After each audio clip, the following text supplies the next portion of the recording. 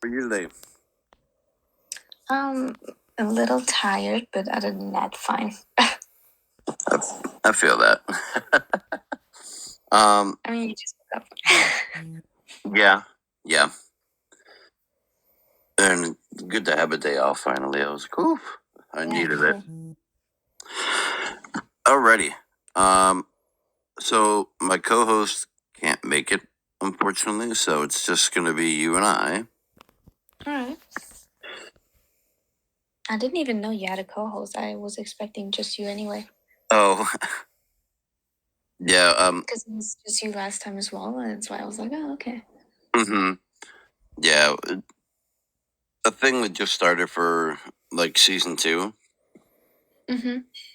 So I figured That's as I get bigger, I need help. Yeah, true. Can't be too bad to have some help. Yeah. So let's see. I will tell you, he is looking to move to the Netherlands. So he'd really love me to pick your brain about European wrestling and stuff of that nature. Yeah, definitely. It's beautiful out here. It really is. Yeah. How would you say it differs than the style in the U.S.? Wrestling style? Mm-hmm. So much more stiffer. Oh, yeah? Really stiff out here, yeah. I had to adjust. Yeah, because you trained here in the U.S., correct? Yeah, I train in the US. Like I got to know everything in the US, and like I train with people from WWE, AEW, right? Like people who do it like so many times a week. Mm-hmm. Like they have like extra special ways to protect themselves and their opponents, and once you get here, it's like throw it all out the window. Oh. Hit them as hard as you can. Damn. Oh, wow. Ooh. I hope he's ready for it. Yep, I hope so too. Like there's people out here that don't sell if you don't hit them hard enough. Really? Oh, wow. Like people just don't sell it, and then afterwards they like go off at you, saying like, "How am I supposed to sell that bullshit?" Mm. It's more found in the men's locker room though, not as much in the women's locker room. Okay. So. I was like, oh, geez. Yeah. See, so it's sounding like we're here, it's all about show and spectacle. Where there, it's all about power. Yeah, basically, if you'd like to sum it up that way. Oh. Alrighty then. Let's go ahead and run some fun questions this time. If you could choose any wrestler or group of wrestlers that you know of to be in their own reality TV show, who would it be and what would you call it? Oh my god. See, if you ask me like what tag team would I create, I would already have the answer, but I've never heard a question like this before. I would want to get Xavier Woods, MJF. Oh. Let me think. Who else I think is really like just a fun character? Rhea Ripley, obviously, duh. Getting Dominic there, and like, currently because it fits the storyline, let's add Liv there for drama. Oh no. Are we talking about it? Or are we talking like about actual personas? Yeah, anybody, yeah. Okay, so if we're talking just gimmick, definitely those people. Just throw them in a room and see what happens. You have a name picked out or no? For the reality show? Oh no. Yeah. Honestly, let's keep waiting name for now because it'll take me like 50 minutes to get it. No, I got you. And since you mentioned it, let's go ahead and do your dream tag team. Oh my god. Okay, you gotta bear with me for this one, okay? You're good. I've been thinking about this for weeks, and it makes me so sad that it's probably never going to happen. Hey, never say never. But, alright, yeah, well, you're right. But Billy Gunn. Okay. And Nick And I would love to call them the booty blondes because you gotta hear me out. So obviously we know the whole like I'm an assman thing. Mm-hmm. And then like the number one thing that you remember of the entrance of Dolph Ziggler nickname of whatever is the little shake we get. Yeah. I would have really loved a tag team of those two, just the booty blondes. Just keep it all pink. I would love it. I think I would buy it. Like I would love it so much. I would have every single merch item. That'd be the best tag team of all time. I'm standing behind that. I'm standing behind that so hard. Oh yeah, I dig it. Yeah, I like that definitely. Who idea. wouldn't? I'm actually seeing Billy Gunn in November, Mm. so I'll bring up that idea to you. Oh my god, you should bring it up to him. And the funny thing is, because I was at Flatbacks, so I got to meet his son Colton Gunn. Yeah. And I beat myself up over it every day that I didn't say it back then. Beat myself up every single day. Well, I'm gonna tell him for you, and then I'll be like, "Hey, this is what he said about it." Yeah, it would be perfect. I love it. Let's see. Who do you think is the most influential wrestler you've met inside and outside the ring? I've met. Yeah. I would have to give it to the coaches at Flatbacks, definitely. Okay. Not only because they were my first, but like I got like the privilege of getting such a deep insight into the wrestling world as a first-hand experience. Okay. And there were also a lot of things they like gave you for like as life lessons and stuff, like also outside of the ring. Mm-hmm. And if we're keeping them away and like we're going into the European scene, I would say Lex Savalo.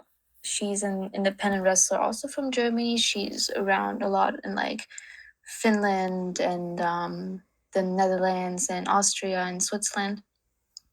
I've just recently wrestled her for the first time. Like I got to meet her at a show where I debuted, but I didn't fight against her. How was that? She was it was great. Like we just got to meet each other, and like my debut match was like I was like a special in an 8-man tag team elimination match. Okay. So that was super fun. But like I got to meet her there for the first time, and she's such a sweet person, and like you can really tell she's really trying to help the rookies out and stuff. Oh, And I that's just awesome. wrestled her for the first time just recently. It was great. It was so much fun, and like I would love to work with her again. Oh, that's awesome.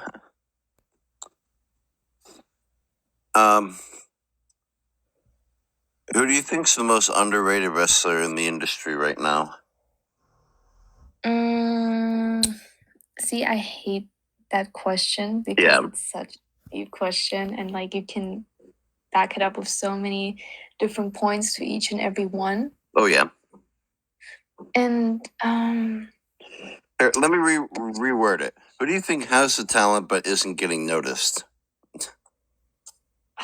yeah, see, it is just it's just the same question, just Yeah. I'll tell you what, like my strongest opinion was back then. Yeah. Because I currently do not have an opinion that's strong about it. Mm-hmm. And the strongest opinion I had about it back then was Aleister Black and Buddy Murphy. Okay. Like, what year was it? Like, probably like, I don't even remember. Like 2015 to 2017, 18. I don't even remember when they resigned or whatever. But I just remember really loving seeing both of them individually and together in the ring. Mm-hmm. And think there's so many great things to come. But after Alistair hit the main roster, it felt like he kind of got lost in the locker room. Like you didn't see him that much or whatever. Yeah. And yeah, like I'm happy to see the product that's happening in AEW right now. But I just remember back then I was pretty upset.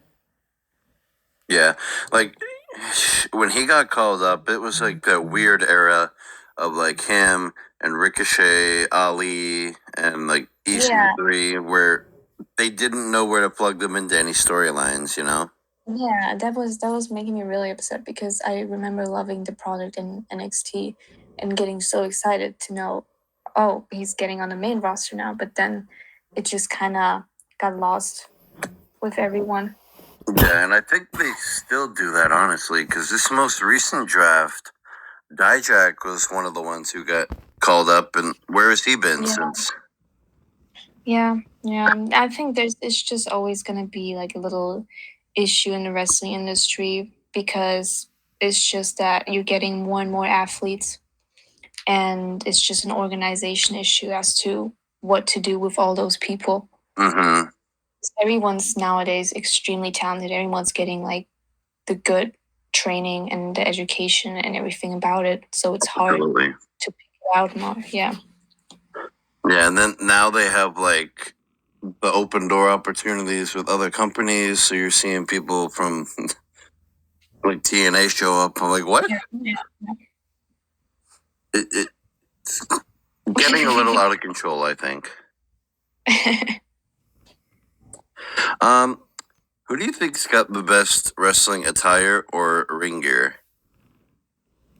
I've always loved Charlotte Flair's gear. Oh, I think, yeah, she always does something where like you can tell it's made for her, but it's always kind of little different. Like it's not just a subtle color change or whatever. Like it's just very exciting to see like whenever she's on TV, whether that's a pay-per-view or just like Raw, SmackDown, whatever. I'm always excited when I hear her music because I'm like, ooh, what are we gonna see today? Like it's super cool. Yeah. And also Mercedes Moné.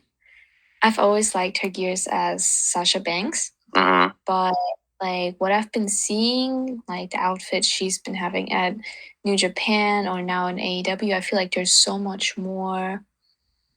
They stick out way more than they used to, and I think it's awesome. I think it's great. Like I love fancy stuff. I love things that glitter. I'm just a typical girl, so love it. Yeah. See, and I like her change, how she went from like the 2-piece to the 1. It shows growth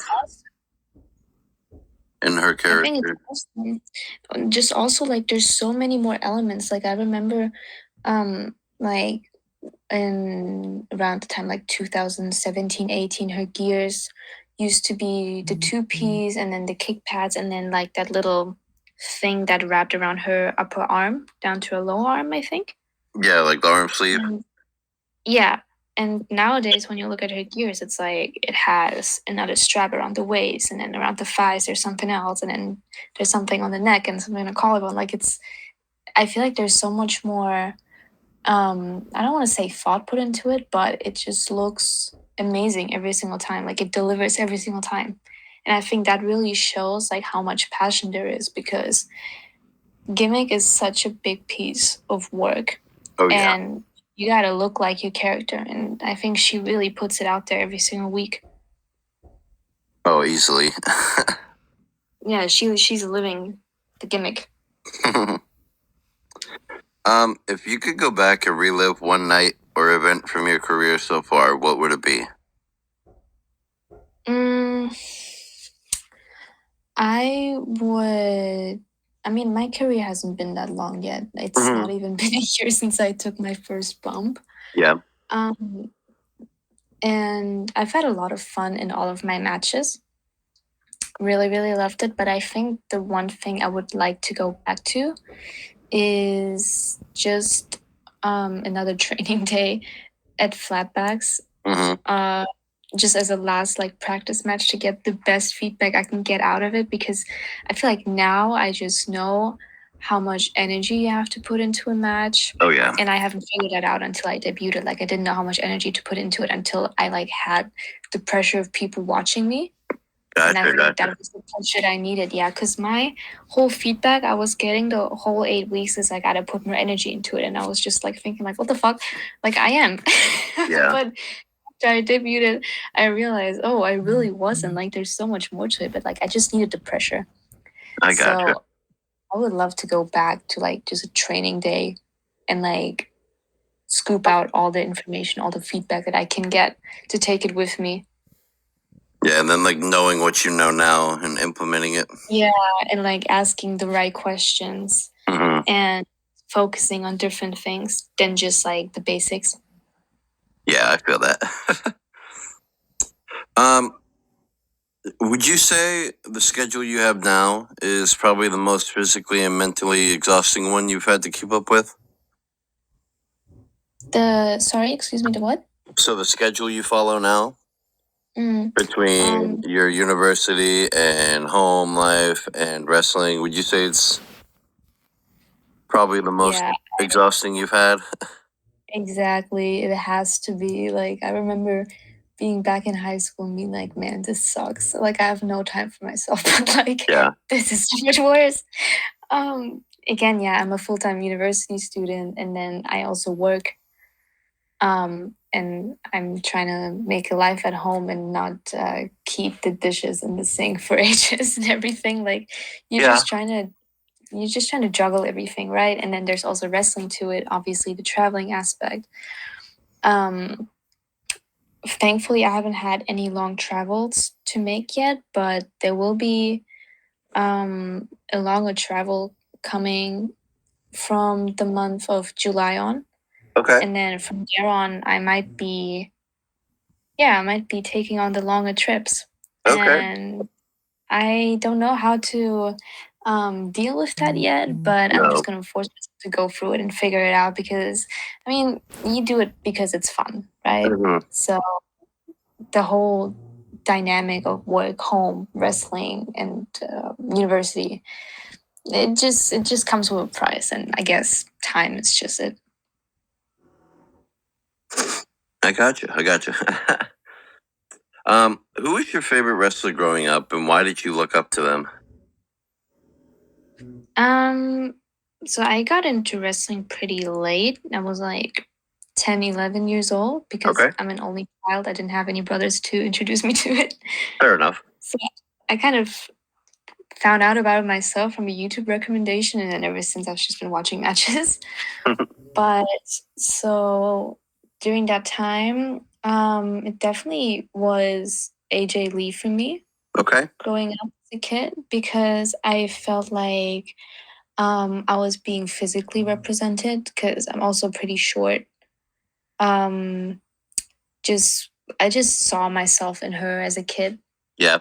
I guess it really like made me go this route, just being like, oh, someone who looks like me and whatever, like is doing all Mhm. these shit that the grown men are doing. Like that's awesome.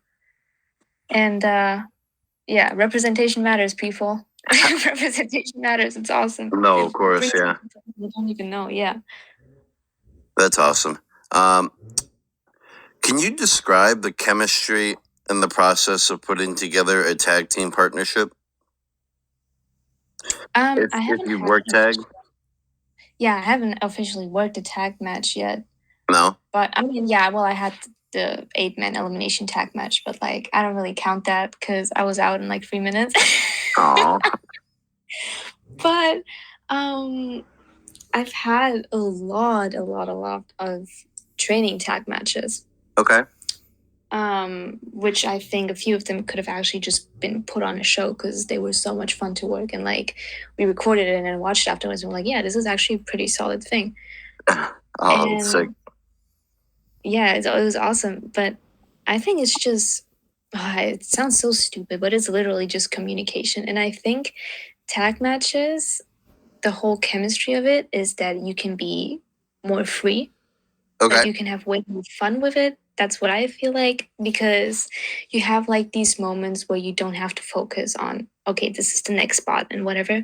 And you can just kind of take the moment to like analyze um what could happen or like you can check on what's going on in the ring without like having to be thinking about it, if that makes sense. Like you can just take a second to breathe as well. It's also great.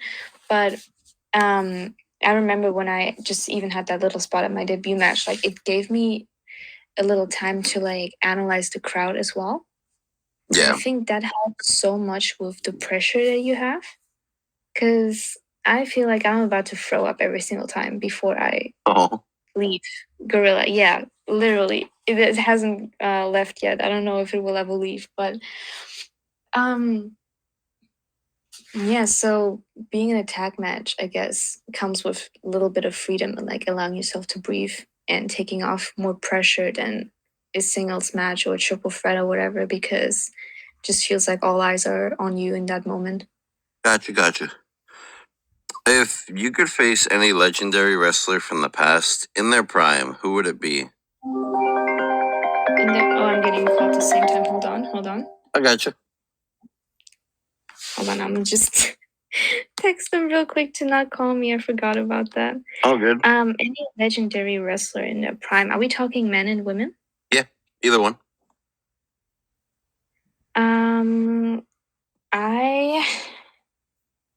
This is so generic, but I'm gonna say The Rock. Okay. This is so generic because I don't even know how to back it up, or even if there is a need to back it up. I think it's pretty self-explanatory. It's just all the energy that's being put into it, and I don't see a way of that going bad. No matter who his opponent would be, even if it was me, we put it that way. I think it'd be so much fun, like just the gimmick work, and I love like the whole '90s high spot thingies, like the whole shoot someone off, duck and drop down, leapfrog, this, that. I love things like that, and I think it would have been awesome to get an opportunity in his prime to do it with him. Not that I wouldn't like take an opportunity to do it with him now. Yeah. Just to clear things up in case he's listening. Right. You never know. Yeah, he could run international. I could see that. How has the wrestling landscape changed since you started as a fan to now? I think there's so much more respect coming from me now, because it's just the generic situation, like you're sitting on a couch, you're watching something, and then there's a little botch, and then you're like, oh, what the fuck, what is this? Right? And then you start it out and you're like, oh man, this is actually really hard, and like even just a normal bump takes out so much air from you. And then and then you like have to basically keep a whole match in your head and then keep up the communication. You got to make sure everything's safe at the same time. Like there's so much that you're doing at the same time that I never realized as a fan, like how much there's happening all at once.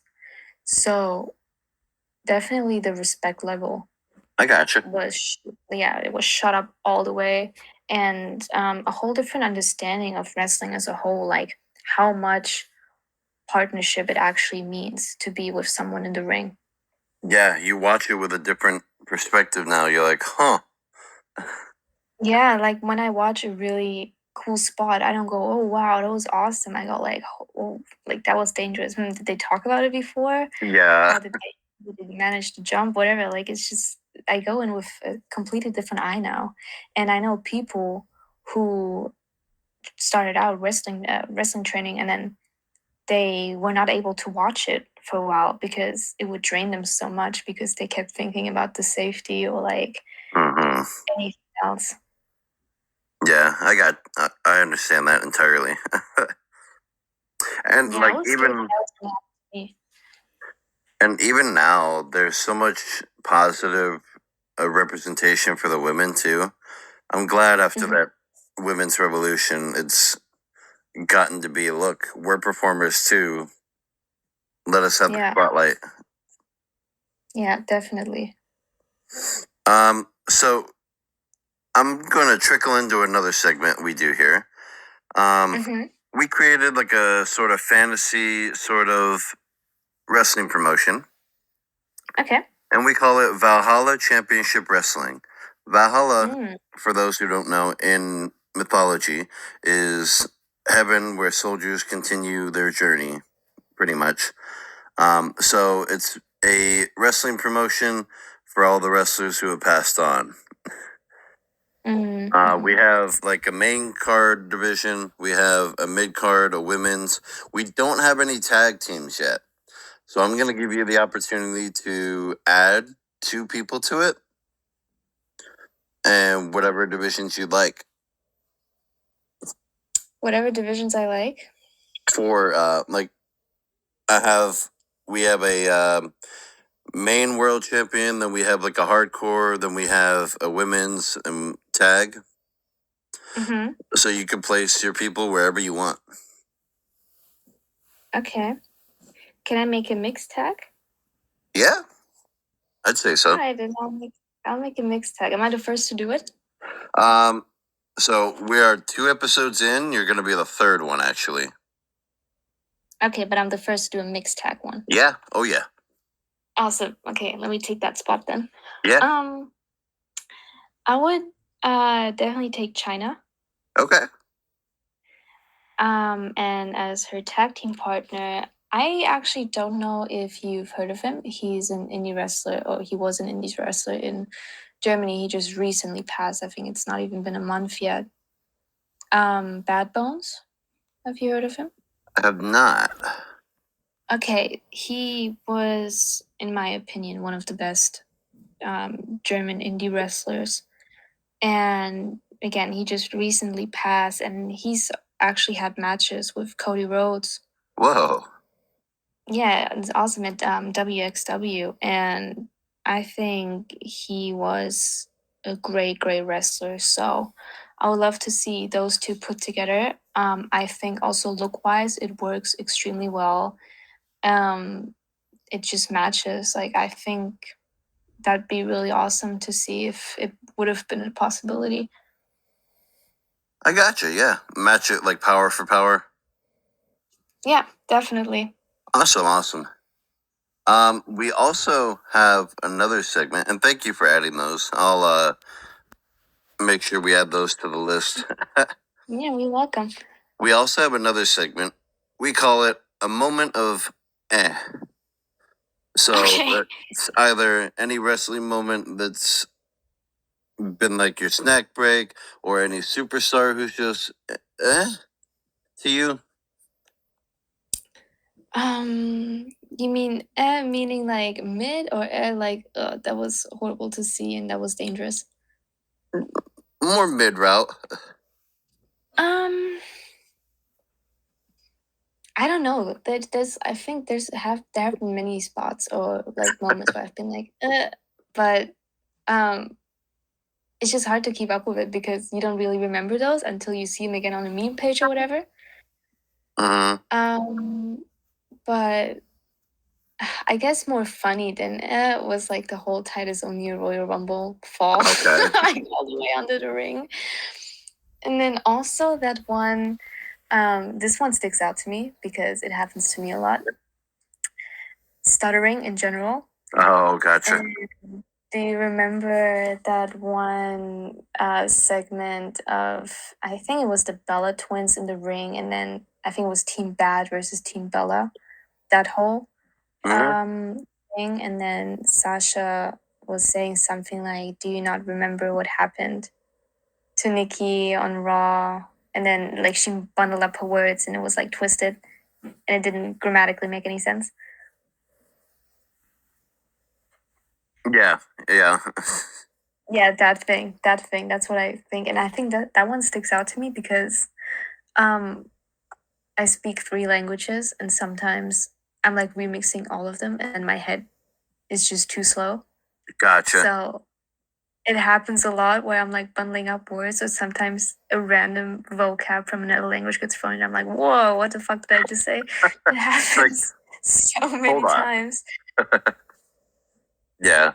No, I got that. That's funny. So it's like those sort of moments that Yeah, it's like I remember hearing it I'm seeing it for the first time, and I just kept thinking, like, fuck, if that would have happened to me, I don't know what I would have done to myself backstage. No, I got you.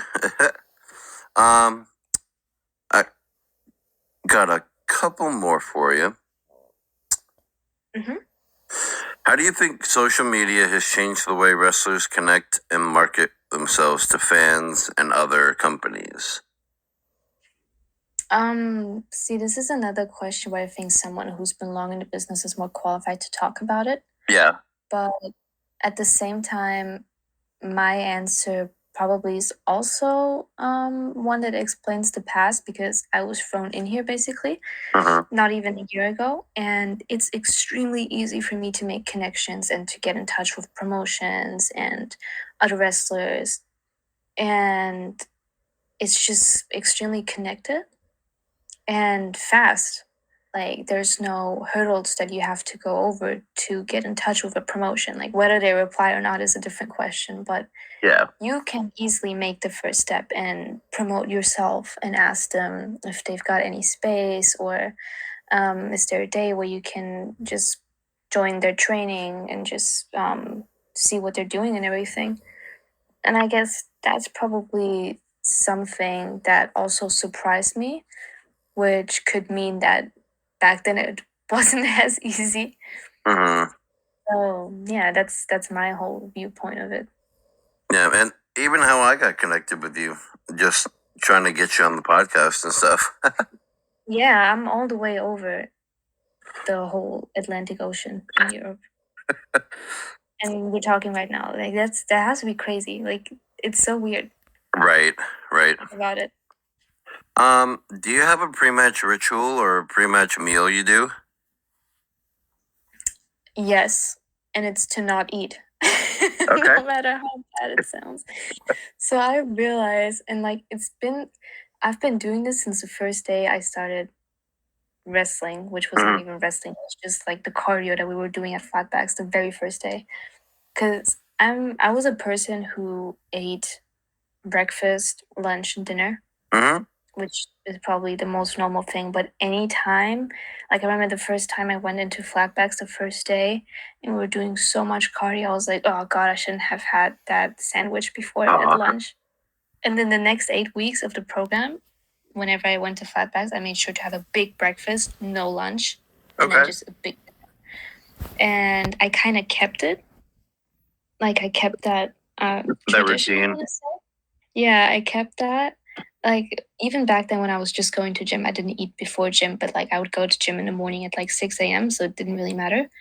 But um again, like I feel like I'm so much more prone to getting nauseous and sick so I just make sure I don't eat, and I'm kind of used to it because when I was young, I would fast because I grew up in a Muslim household. Mm-hmm.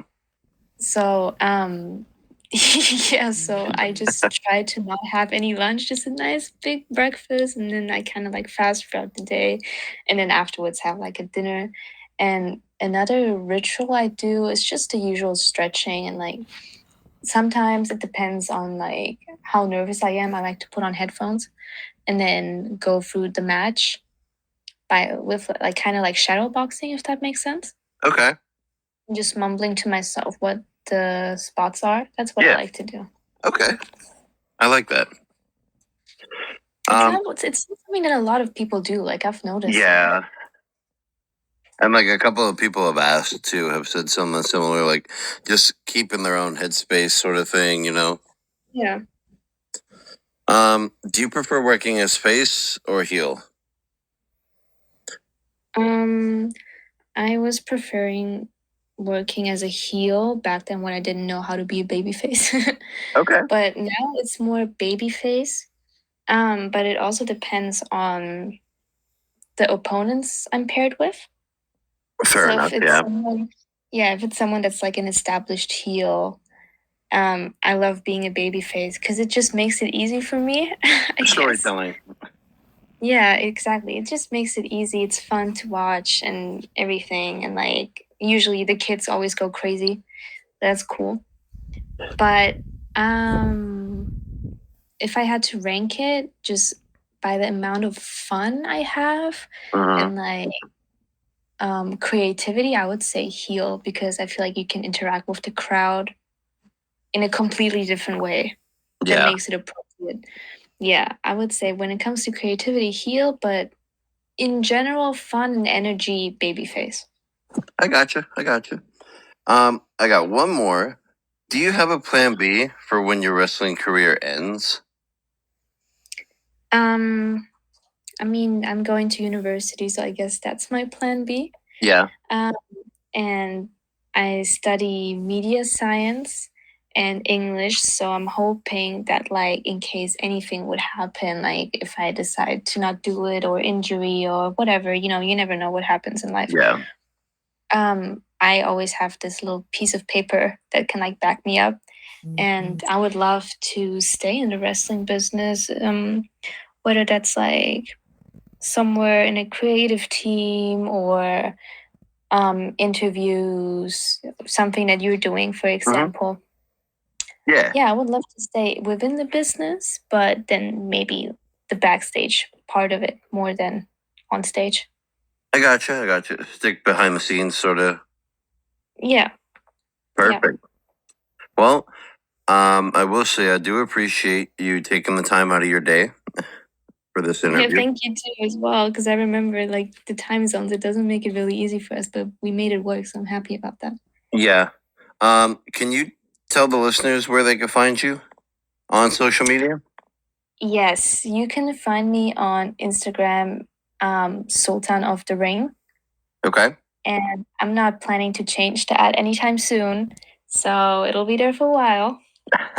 And currently, that's the only social media that I really use for Gotcha. me as a wrestler. So yeah, Perfect. Well, I appreciate it. Hope you have a fantastic day. thank you. You too. Thank you. And let the interviews continue.